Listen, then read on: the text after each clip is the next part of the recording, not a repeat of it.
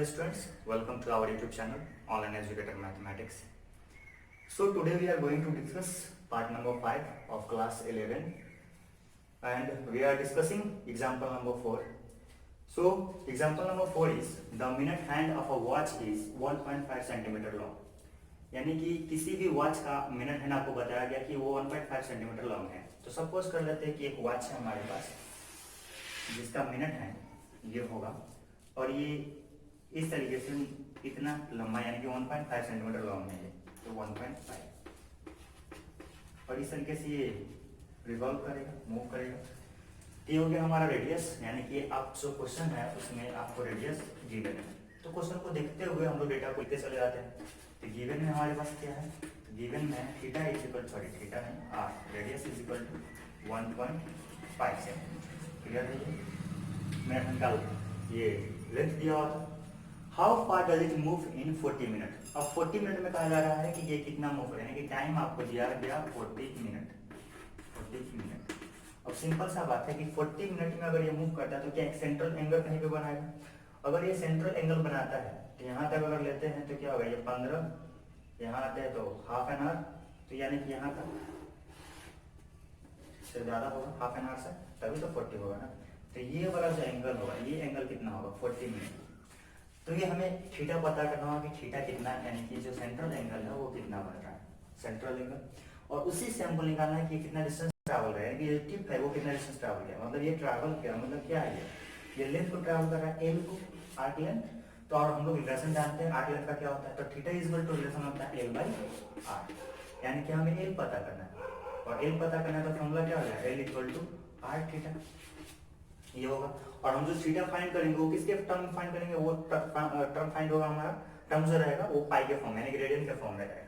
तो यहाँ से हम लोग देख लेते हैं कि जो ये वैल्यू है थीटा का वो कितना है. तो सिंपल हम लोग ऐसा जानते हैं कि 60 मिनट में ये पूरा रिवॉल्व हो जाएगा. तो 60 मिनट में जो एंगल फॉर्म होगा वो कितना रहेगा, 2 पाई. यानी कि एंगल फॉर्म इन 60 मिनट वो है 2 पाई. तो देयरफॉर 1 मिनट में कितना एंगल फॉर्म होगा, तो 1 मिनट में जो एंगल फॉर्म होगा वो होगा 2 पाई बाई 60. और हमें कितना देर में चाहिए, 40 मिनट में. तो देयरफॉर 40 मिनट में जो एंगल फॉर्म होगा यहाँ से वो कितना रहेगा, 2 पाई बाई 60 इंटू 40. यानी कि ये कैंसिल आउट, 2 से ये 3 टाइम में, तो आ गया आपका 4 पाई बाई 3, यानी कि 4 पाई बाई 3. यानी कि थीटा का जो फॉर्मेशन होगा, यानी कि थीटा जो फॉर्म हुआ है, तो थीटा का जो वैल्यू आया है यहाँ से 4 पाई बाई 3 आया है 40 मिनट. अब हमें निकालना है एल का वैल्यू, तो हम लोग यहाँ से निकालेंगे. Therefore L equal to R theta. L का वैल्यू कितना रहेगा, तो एल का जो वैल्यू है वो फाइंड करने के लिए हम लोग आर का वैल्यू पुट करेंगे. तो आर का वैल्यू कितना है 1.5, यानी कि 1.5 इंटू थीटा का वैल्यू 4 पाई बाई 3. 3 से हम इसको कैंसिल आउट कर सकते हैं, 5 यानी कि 0.5 टाइम. अब ये आ गया आपका 5 4 20, यानी कि सिंपली ये 2 पाई हो जाती है, लेंथ 2 पाई. अब सिंपल है कि 2 इंटू 3.14 कितना आ जाएगा, 3.14 2 इंटू 3.14. यहाँ सॉल्व कर लेते हैं. 2 इंटू 3.14 ये हो गया आपका 826, यानी कि 6.25 सेंटीमीटर. ये आपका आंसर हो गया एग्जाम्पल नंबर 4 का. बहुत ही इजी था ये, फॉर्मूला पे बेस्ड था ये. और ये थीटा पे आप ध्यान दीजिएगा कि ये कैसे फाइंड हुआ है, बाकी सब नॉर्मल है. अब हम लोग बढ़ते एग्जाम्पल नंबर 5 की तरफ. एग्जाम्पल नंबर 5, इसमें दिया गया कि if the arcs of same length in 2 circles, यानी कि 2 सर्कल है और उसमें जो आर्क है वो सेम लेंथ का है. यानी कि अगर मान लेते हैं कि ये छोटा ये सर्कल हो गया हमारा और ये सर्कल हो गया, तो इसमें का जो आर्क है वो सेम लेंथ का है, यानी कि एल का वैल्यू सेम रहेगा. 2 circles obtain angle of 65 and 110, यानी कि एक में जो एंगल फॉर्म हो रहा है वो 65 का. तो सपोज कर लेते हैं कि यहाँ से यहाँ तक का जो एंगल होगा वो 65 है, ठीक है. और फिर एक में है नहीं, इसमें ज़्यादा कर लेते हैं, ये 110, यानी कि सपोज यहाँ तक होगा, क्योंकि छोटा सर्कल है तो आगे ज़्यादा होना चाहिए तभी इक्वल हो सकता है. तो ये हो गया 110, यहाँ पे 110 हो गया. आर्क लेंथ ये हो गया एल. अब इसमें कहा गया तो इसमें हम लोग मान लिए सपोज कर लेते हैं 65. तो यहाँ से कर लेते हैं ये 65 और इसका भी एल का वैल्यू कैसा रखते हैं, इसका भी एल का वैल्यू सेम ही रहेगा, एल ही रहेगा। तो ये हो गया हमारा आर्क लेंथ। रेडियस कैसा होता है, रेडियस सबका अलग होगा, एक में R1 होगा और दूसरे में R2 होगा। तो इसे हम लोग कर लेते हैं कि ये R2 है और ये R1 है।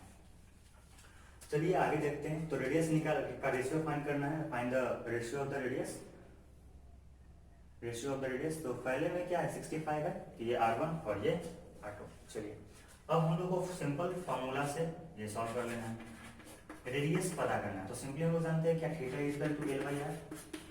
तो आर इक्वल टू क्या होगा, एल बाई थीटा, सही है। तो R1 के लिए क्या आएगा, एल बाई थीटा, यानी कि R1 के लिए अगर हम लोग ऐसा करते हैं कि R1 के लिए लेते हैं तो एल तो एल ही रहेगा, क्योंकि सेम लेंथ है, दोनों में लेंथ सेम है तो एल रहा आर्क लेंथ। और थीटा के लिए क्या पुट करेंगे, तो R1 का पुट के लिए यहाँ से करते, थीटा हो जाएगा 65, ठीक है। अब अगर R2 क्या आते हैं, तो ये हम कर लेते हैं 1। अब R2 पे आ जाते हैं तो कितना आ जाएगा, तो R2 इज इक्वल टू फिर से L डिवाइडेड बाई थीटा के लिए क्या आ जाएगा, R2 के लिए यानी कि R2 L रहा, फिर थीटा के लिए कितना आ जाएगा 110। तो therefore R1 divided by R2 ये रेशियो होगा।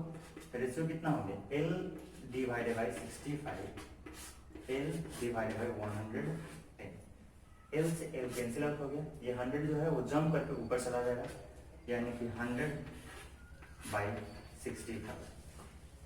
तो हम लोग यहाँ से कैंसिल आउट करते हैं इसको, 5 से 1 टाइम में, फिर उसके बाद 5 3 जा 5 से, यानी कि 20:30। ये हमारा रेशियो हो गया R1:R2 का। यही हमारा क्वेश्चन था कि रेशियो फाइंड करना है रेडियस का, यानी कि R1:R2। ये हो गया एग्जाम्पल नंबर 5। अब हम लोग ये एग्जाम्पल समझ चुके हैं, यानी एग्जाम्पल नंबर 4 एग्जाम्पल नंबर 5 समझ चुके हैं। अब हमारे पास क्या एक्सरसाइज है, तो आप ऐसा कीजिएगा कि एनसीईआरटी का बुक होगा आपके पास, तो उससे आप एक्सरसाइज को सॉल्व कीजिएगा। जो बिग साइज में क्वेश्चन होगा, ज़्यादा क्वेश्चन नहीं है, तो उसको आप सॉल्व कीजिएगा। अगर नहीं बनता है तो हम उसको बताएंगे। अगर इससे रिलेटेड कोई भी डाउट अगर आप लोगों को हो रहा है तो उसको आप कमेंट करके जरूर बताएं हमें। तब तक के लिए बाय बाय, टेक केयर।